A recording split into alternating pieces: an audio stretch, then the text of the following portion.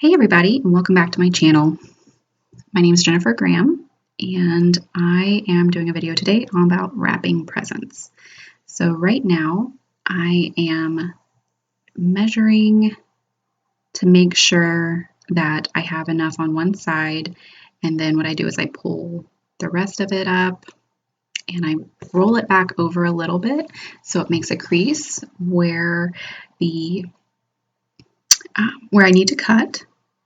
So I don't have too much excess paper. And then I make that cut really quick. This paper, normally I get better paper. I really love the wrapping paper from Michaels or Home Goods or TJ Maxx or Marshalls. They always have really good wrapping paper, but I got this from Target actually, and it ripped really easily. So I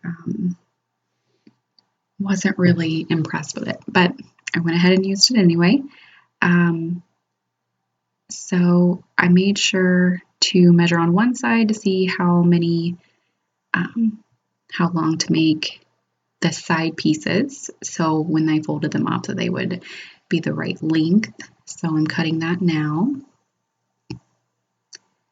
And it cut a little bit better on this end, but then it wasn't really working very well at the same time. So I was fighting with it a little bit. So anyway, and I always keep like the smaller scrap pieces of paper because I think, you never know what size presents you're going to need to wrap, really. I mean, that would be perfect for just like a gift card if you just want to do something quick. You can just use some scrap wrapping paper to wrap it up to make it a little bit more personalized. So right now I'm going to pull the one side of the wrapping paper over. I usually pull the side that I just cut if it's not even. So that's what I'm doing right here. And then I make sure to tape it. Normally I use the see-through tape. This is a little bit more cloudy, and unfortunately I couldn't find my other tape. So you'll be able to see where I'm taping really well, but it's not going to look great on the finished product. Anyway, so I pull the other side really tight and I do 3 pieces of tape on something like this size. So when I go to fold the ends, it will fold well and keep together. So that's what I did here. It's a really simple, easy way to do. Then what I do is I fold the side in, and I know right here you really can't see it very well, but you will be able to see when I flip to the other side after this side's done. So I fold in the side and I make sure the top and bottom are tight, and then I pull up, like you just saw me, the crease towards the center on the bottom and the top. Sorry, all you can see is my head right here.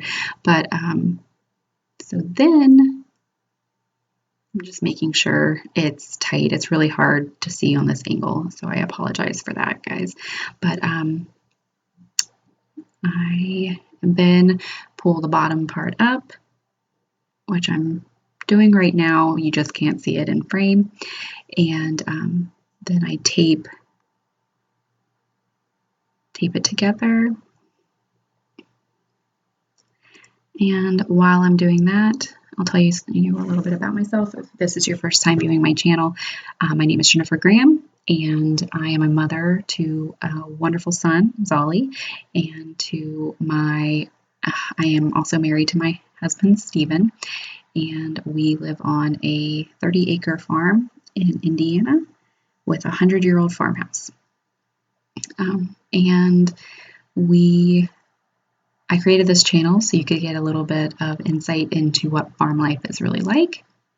So at this point, you can really see what I did on the other end.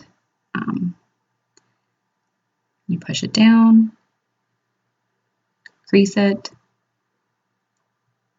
do it the same on both sides. And as you can see, it doesn't close completely right there, but when I fold the top and the bottom pieces down, you won't be able to see it. And if you have a little flap, make sure to fold it over like I did, and then pull it tight to there, even that out, and then take your tape do that. And some people say I use too much tape, and I probably do, but it makes so that I don't have to go back and redo it, or the present opens on its own and people don't see it. But yeah, so this is really how you do this part. And like I said, it's a really simple way to do it, and I hope that this helps you finish up your Christmas wrapping and gives you some inspiration on getting that done. Thanks, guys.